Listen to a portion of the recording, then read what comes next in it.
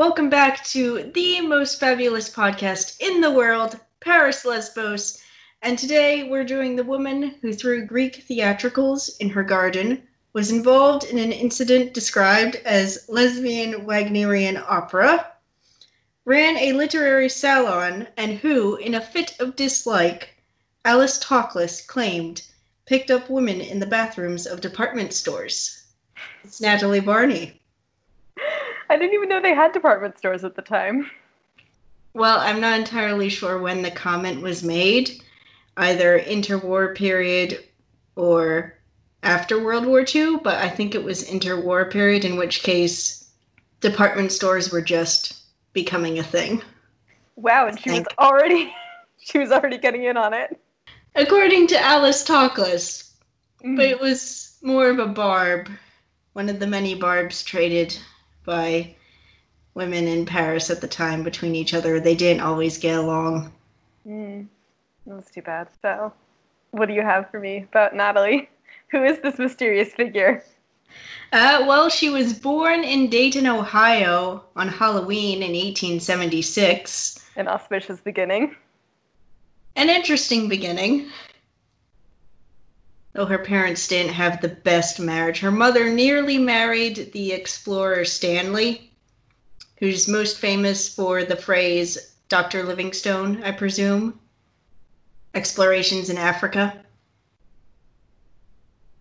So I find it funny that Natalie Barney has this reputation as being so, adventurous and fun, and yet she was not descended from this crazy, wild traveler explorer. No, she nearly was. Her mother was engaged, sort of, to Stanley before he left for a 2 or 3 year long expedition into Africa.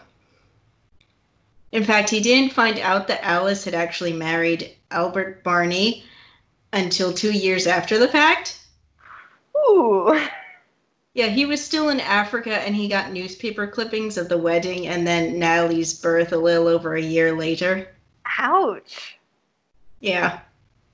Wow. It didn't make for the best marriage. Albert Barney ended up being very jealous. Of Stanley? Yes. Wow. So there was family drama. Oh, there was a fair bit of family drama, not as much as in some other people's lives. I'm sure we'll get to that. I mean, I suppose for family drama, you could throw in when she met Oscar Wilde up in Maine. What happened then? Oh, he was on a literary tour of the U.S., and she ran through, the hotel lobby where they were all staying, and pretty much ran into him, and he picked her up out of the way of boys who were chasing her and pelting her with, raisins or something. Wow. And her mom found her just listening to a story he was telling her while sitting on his lap. Oh, I love it. Gays supporting gays. Though the really funny fact is that he convinced her mother to leave behind several pieces of this multi-piece bathing suit that was common in the Victorian era, and very scandalously went out onto the beach with her legs showing into the surf early one morning. She broke her toe, and he had to carry her back to her room and summon a doctor. Oh. And then he left, and then she sat contemplating her toe, wondering how she was going to tell her husband, Natalie's father, that she went bathing early one Sunday morning in the sea with a near-naked, depraved Englishman. A problem for all of us. Man, before they had TV, they just got into all sorts of predicaments, didn't they? Yeah, and through a whole lot of Greek plays or Greek-inspired plays. This is partly how she met Eva Palmer, who would become Eva Palmer Sikilanos. Not entirely sure if I'm pronouncing that Greek name right. At a time when women weren't really educated or going to university a whole lot, and when ancient Greek and Latin and knowing them were signs of higher education and the upper class. They both studied ancient Greek. Eva more so than Natalie. Eva actually went on to do a whole lot with ancient Greek plays and music, and even went so far as to dress like she was from ancient Greece, Wow. homespun clothes. That is really cool. But anyway, in Bar Harbor, there was a series of very short plays that Natalie, her mother, and her sister Laura were involved in, as well as Eva. And that night was apparently also when Natalie and Eva first kissed, or something like that, when the relationship started. Now, how old were they at the time? Late teens, very Wow. early 20s, so like maybe 21 at most, or Wow. 20 at most, actually. They found each other so young. That's so wonderful. I don't know, because you hear now about what's called heterotemporality, or I just watched a YouTube video about this, where people, like straight people, tend to have relationships earlier than gay people because it's just harder to find gay people. So like gay people tend to have life cycle events later. Like we tend to have our first girlfriend or boyfriend later, or get married later, stuff like that. Because we just don't find a person for it takes longer for us to find that person. You're telling me I'm not actually a late bloomer? No, we just all are. The Society of Late Bloomers Right?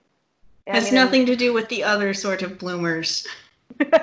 well, I'm sure Natalie knew a lot about bloomers, but anyway. Not initially at all. She had, prior to sleeping with a woman named Carmen in Paris in the late 1890s, who was actually her mother's art model at the time. Mm-hmm. Prior to Carmen, she acknowledged that her technique was very, very amateur bumbling. So what did that entail? Not a whole lot mentioned. She does mention, so here's the thing. At the time, it wasn't uncommon for young people to end up sleeping in the same bed when people would stay over because there wouldn't be enough beds. So she describes this woman as a Rose, only a couple years older than her, and they end up having to share a bed one night, and she seduces her and says she nearly died between the contradiction of her voice and her nails, Ooh. probably against her back. Mm-hmm. That sounds really scary though, like trying to seduce someone from the bed that you're sharing. I mean, Natalie was never one to not take risks. She tried to seduce a friend of her mother who was having her portrait done, and she was like, "Child, child, what are we doing?" And then proceeded to lecture her. Oh, but she didn't like get imprisoned or anything, so that's a good thing at least. I mean, she was a woman. Mm-hmm. If So she had so been a man, different story. so women didn't tend to like go to prison for like indecency charges or things like that. Not really as much, and especially in Paris. In Paris, everything was allowed pretty much. Though she did shock society by not at all being discreet. She never had a lavender marriage or anything like that.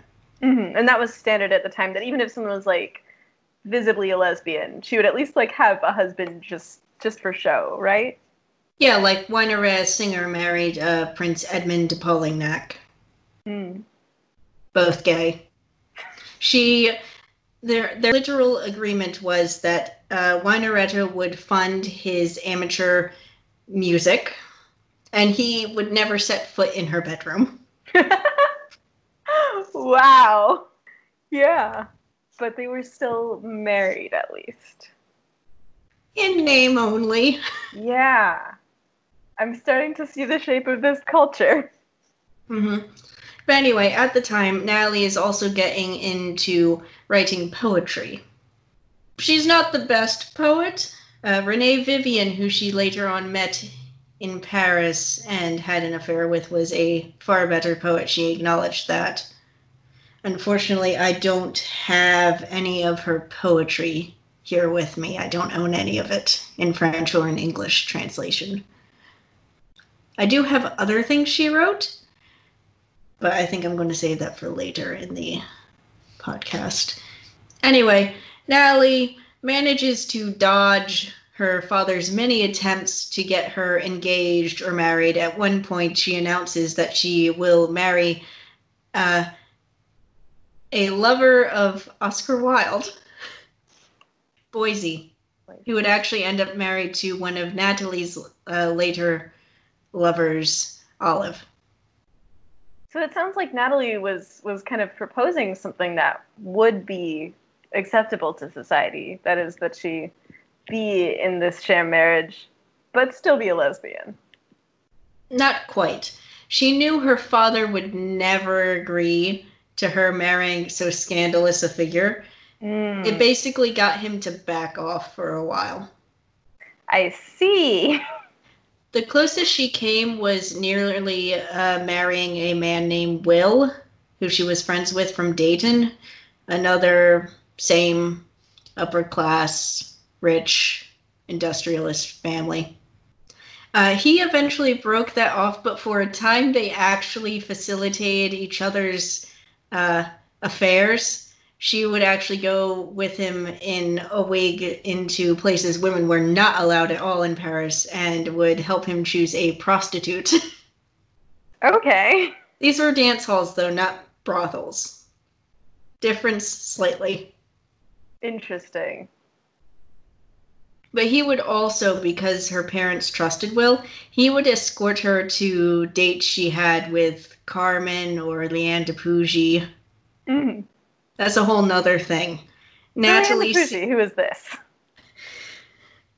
Leanne de Pougy is, or was, one of the top 3 courtesans of La Belle Epoque. And Natalie sees her one day out in the Bois de Boulogne, because people would go by in their carriages acknowledging each other, but also exchanging what she said, half smiles and lingering looks.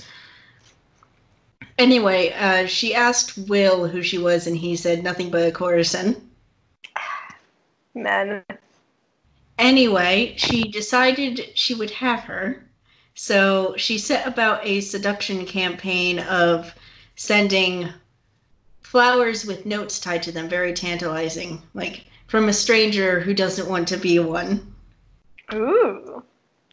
Now, eventually, Lane's current protector or lover or client, whatever you want to call him, eventually that ends.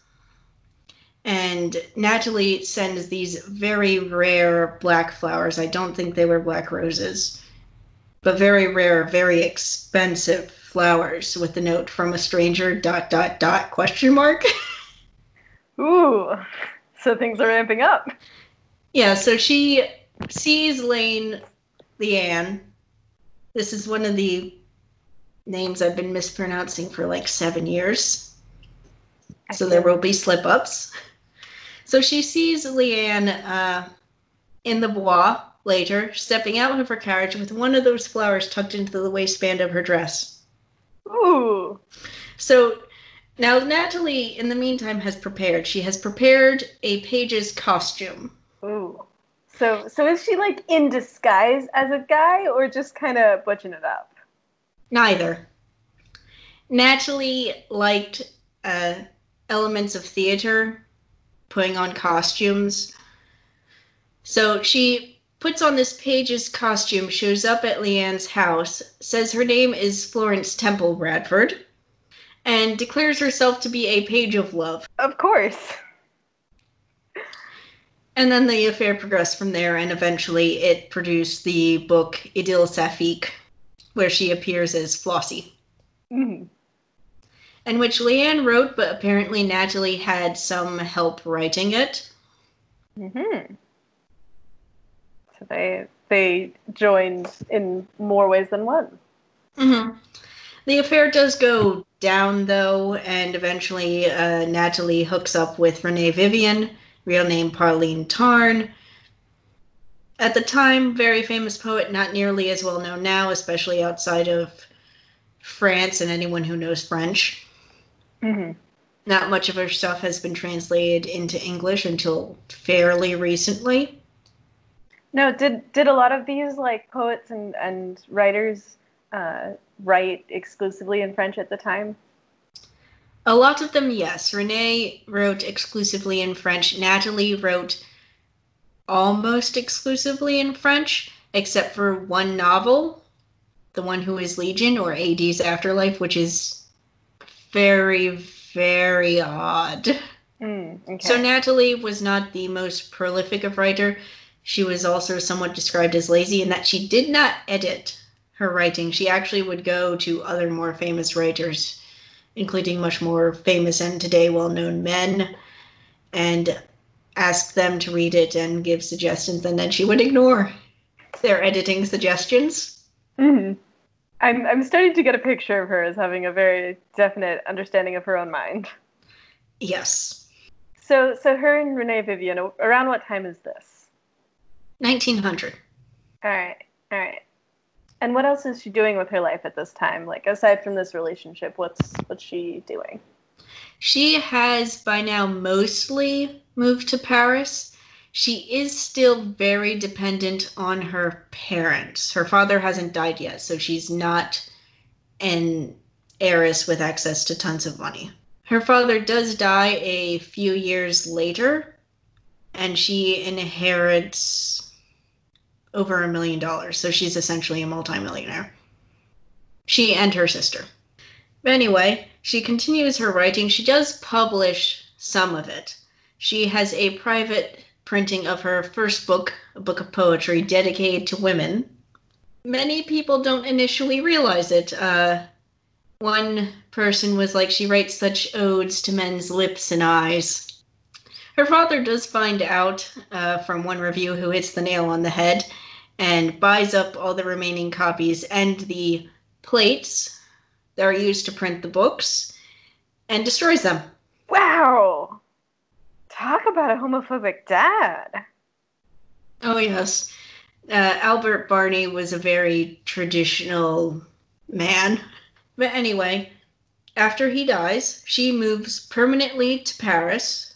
For a while, she has a house in Neuilly where she throws on Greek theatricals. Colette shows up as a faun. At one point, she has Colette and Eva Palmer reading this play that's later described as hearing the work from Mark Twain and Tolstoy because An of their interesting accents combination. that end up coming out. Even though Colette is French, but nerves and other things make it sound different.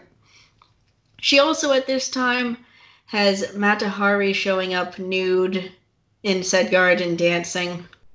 Why not at this point? Just all the famous women, I guess. Mm. She does, however, by 1909 end up moving to her iconic 20 Rue Jacob, where she stays almost until she dies. So what happens at 20 Rue Jacob? I would like to know. She really moves to a literary salon. She brings in a bunch of the American writers, French writers. In the interwar period, you get more of the Lost Generation. You get Janet Flanner, Juna Barnes.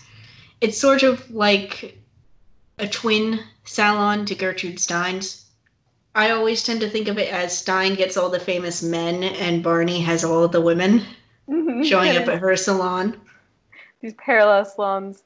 Yeah, so then that makes sense that that Natalie's is less famous than Gertrude's.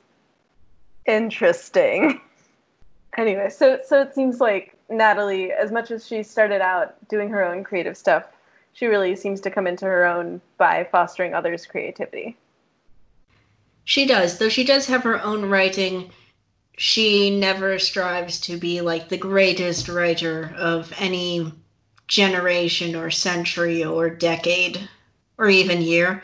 She starts up several awards for women writers, one in honor of Renee Vivian, who dies of essentially alcoholism and anorexia in 1909.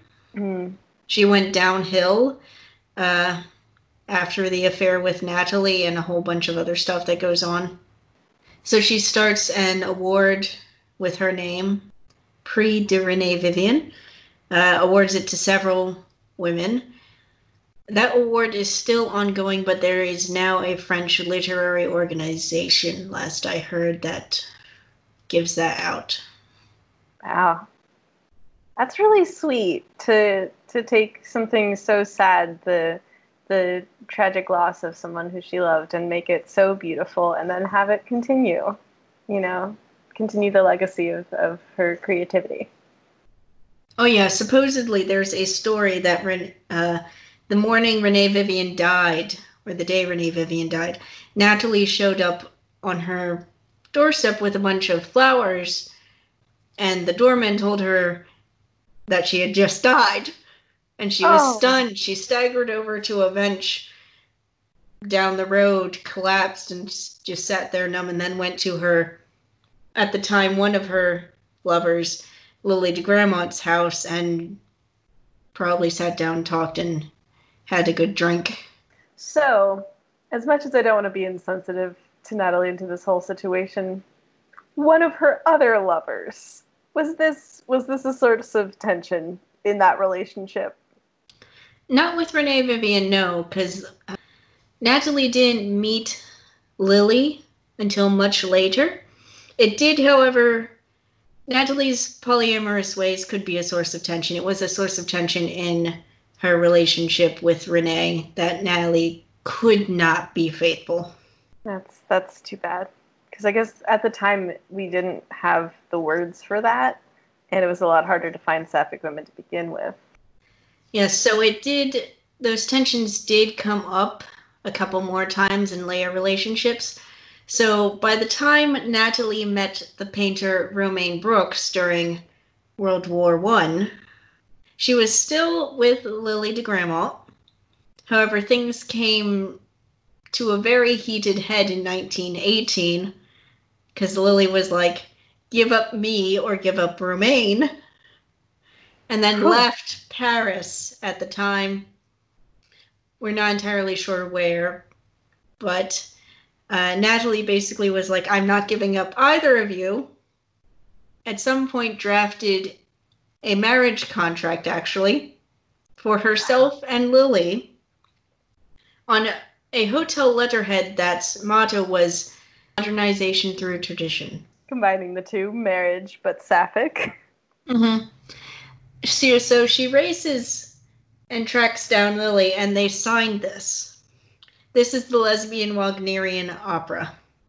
Romain is off in Italy, as Romain typically was in spring. So yes, this is also the story of how Natalie made Lily de Gramont a bigamist, because Lily was still married to her abusive husband at this time. Ooh. They didn't get divorced until a few years later. I mean, she did get a divorce. She did manage to live on her own and make enough money and support two daughters growing up, so... Mm-hmm. So she figured it out in the end. Yeah.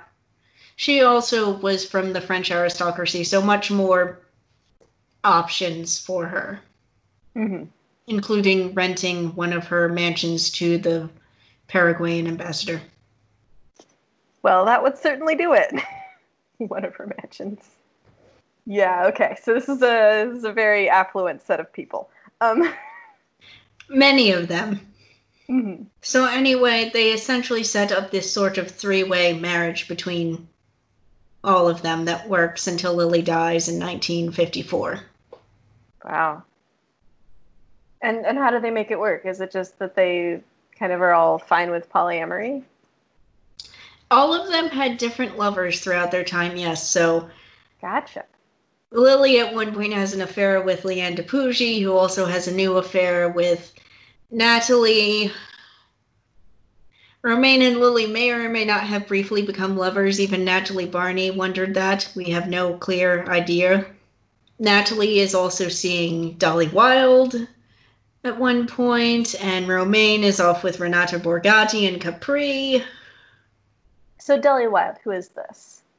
The niece of Oscar Wilde. I see. The return of Oscar Wilde into this picture. He does pop up quite a bit. So, and you also mentioned Renata Borgatti. Who is this? A pianist. So she goes to this salon as well, the Tony Ray Jacob, or I is she don't know just if she ever went to the salon. She was on the island of Capri, which Romaine frequented in the 20s. She had a villa there. But yeah, so for a while in the interwar period, everything is going great. Natalie has her salon, she has her writing, she has two major loves of her life, she has several minor loves and flings here and there. And she has her famous epigrams, including such things as, "Since God made Eve from Adam's rib, everything has been abnormal. All right then. Having been born drunk, I drink only water. Mm-hmm. If only original sin were original.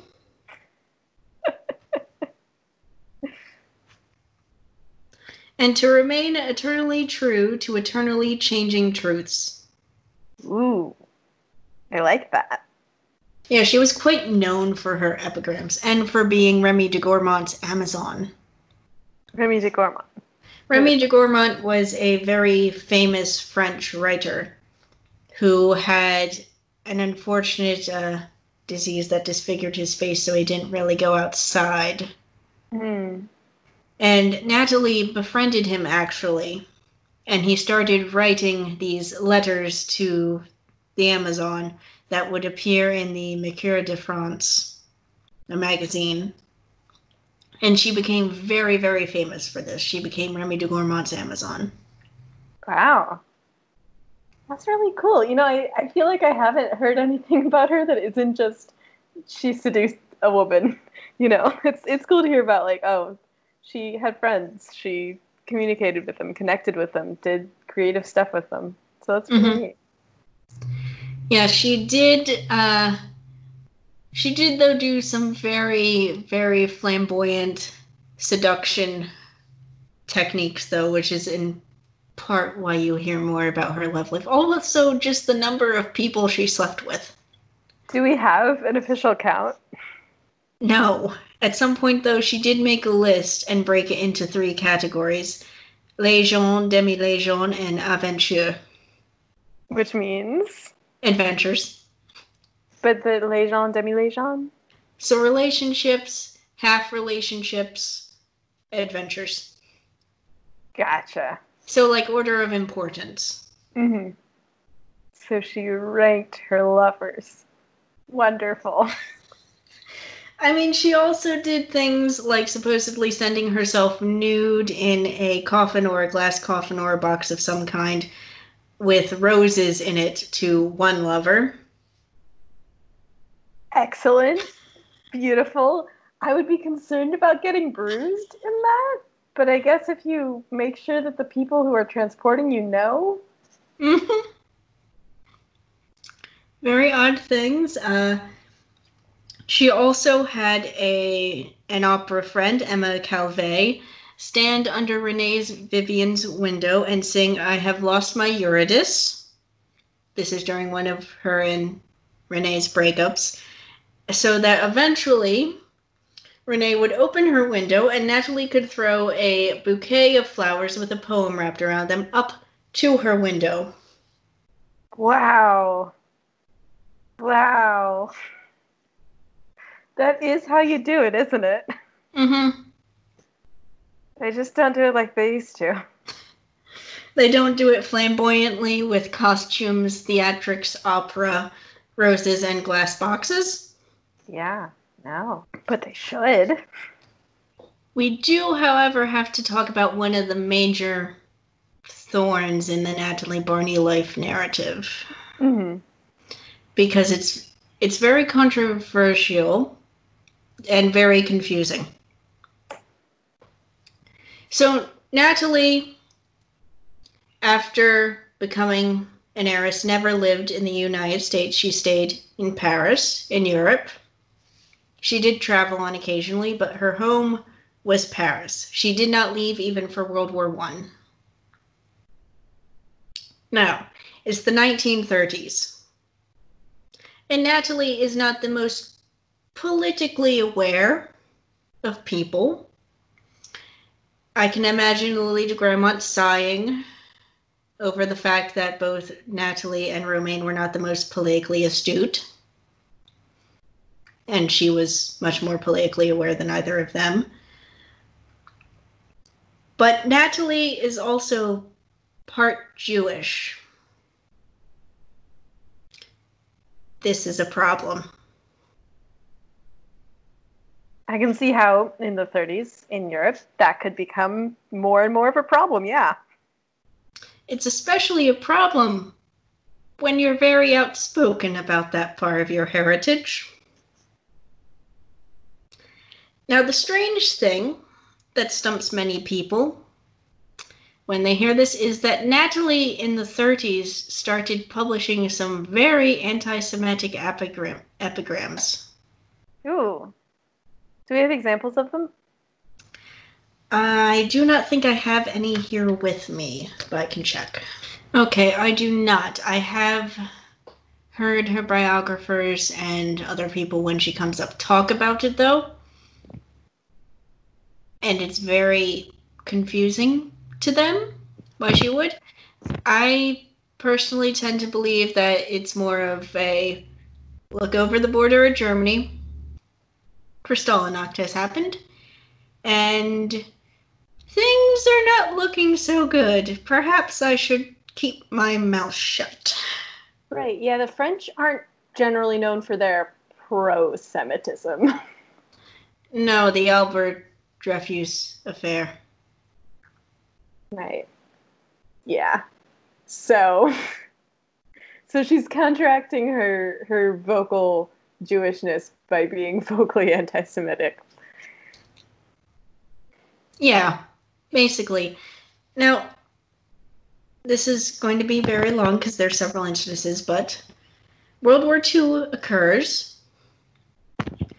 and she actually leaves Paris for Italy for Romaine's villa outside of Florence that Romaine had bought a few years prior. Now, they do not believe that Italy will enter the war. Miscalculation there. Italy does enter the war. Suddenly, 2 American women trapped in Florence. What do they do? Well, here's the thing. At one point, Natalie has 2 tickets on a ship to the U.S. because her sister Laura is back in the U.S., as she was also during World War I. But the thing is, Natalie and Romaine never leave Italy during World War II. So how do they escape? Oh, they don't The escape. Holocaust? Here's the thing. They don't escape Italy. Here's the thing. Natalie comes across a musician couple. The woman is pregnant. The thing is, they're both Jewish. She gives her tickets to the 2 of them, then writes her sister to do what she can for them when they land in the U.S. Oh my goodness. Which is why, despite what some people have previously said, I don't think her anti-Semitism was truly sincere. It's more of a cover for the fact that she herself is part Jewish. Mm-hmm. And it was a very good tactic, actually. At one point, her housekeeper, who's still working for her in Paris, opens the door to a bunch of German soldiers, going, "We are here to take or confiscate the possessions of the Jewess Natalie Barney." And she's like, no, you must mean Laura Dreyfus Barney, because Natalie's sister Laura had at one point married a Jewish man who was dead of natural causes. Yeah. But he was dead of natural causes by then, and Laura was safely in the U.S., so Natalie keeps her stuff in her house. Nice. She also manages to avoid drawing attention to herself while in Florence, never gets put in any camp or arrested or anything. She just has to deal with the terror of air raids and at one point German soldiers camping out in the villa that she and Romaine had. Whew, that sounds scary. So anyway, the Allies march into Florence and Natalie wastes no time going round to every official's office she can possibly bother. Everyone ignores her. Her going back to Paris is not a top priority. Eventually, a war correspondent who had visited her salon at one point helps her. It's Martha Gellhorn, who at this time is married to Ernest Hemingway. What a coincidence. Yes, so Natalie does finally get on the train to Paris, sans Romaine. Romaine is staying in Italy. Oh. But anyway, Natalie penned this ditty. Been through 2 world wars and most mountain passes and met the world's most summus asses. All right. Which perfectly captures, I think, everyone's frustration with every government ever. Yeah, that seems like that was a time for disillusionment. Oh yeah, she's an old woman. Mm-hmm. So end of World War II, 1945, she would have been... She was 68. Wow. Time does fly. Mm-hmm. Anyway, she gets back to Paris. Things have changed. She can't move immediately into Rue Jacob. Several friends have died. Dolly Wilde has died in London during World War II. Gertrude Stein will die soon. Lily de Gramont dies in 1954. Wow. She no longer sees Leanne de Pougy, who had left her career as a courtesan, married a prince, and then ended her life as a nun. That's a whole other story. That is a whole other story. But anyway, the golden years of her salon are over. She does continue the salon until she dies, but it doesn't have as many young people showing up as there were in the interwar years. Old lovers and friends die off. Romaine eventually cuts her off at 2 years before she dies. Whole other story. Anyway, she dies 2 years before Natalie does. Natalie does actually have one last love affair with a much younger than her, who she met on a park bench in Nice. So who is this young love that she meets? She is a Swiss woman who her friends did not look on favorably. Her name was Janine Lahovery. And she was not at all Natalie Barney's type. So she was more just a companion for someone who did not have a companion? In many ways, because she was younger, she sort of ended up taking care of Natalie in her old age. She helped Natalie when she was forcefully evicted from 20 Rue Jacob by a new owner. This is the reason. Yeah. After all the history she made there. Yeah, she never bought the place. She always rented it.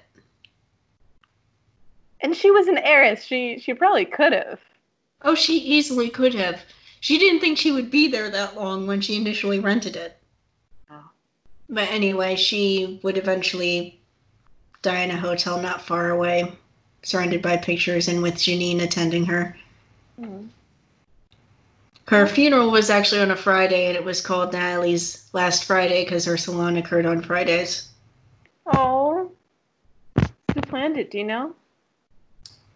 I do not know who planned it. I know not many people show up, and I know Natalie herself would not have showed up to her own funeral. She made it a point to never go to funerals. Wow. Cold. She never saw a point in it. I mean, I guess that makes sense. You know, the person's gone, so you can't see them, really. It's like the spirit is gone. It's just a vessel. Yeah. Just a corpse. Yeah. So what does she leave us? She leaves us her writings, her continued prizes she set up. She leaves us a whole hell of a lot of amusing stories. Yep. Yeah, and that sense that sapphic women have been alive and have been boldly trying to seduce each other for a while now. Oh, yes.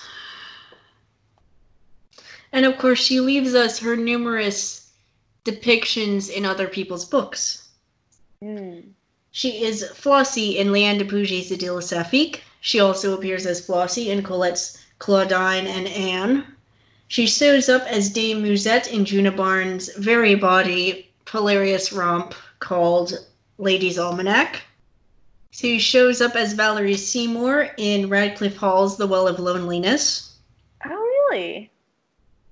I didn't know she was in the Well of Loneliness. Nice.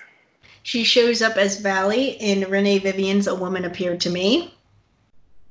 And she shows up as a side character in Lucy Delrue Madru's Angel and the Perverts. That sounds like a book title that she would be in. I mean, I think the character Dame Musette would also sound like a character she would have inspired. Mm.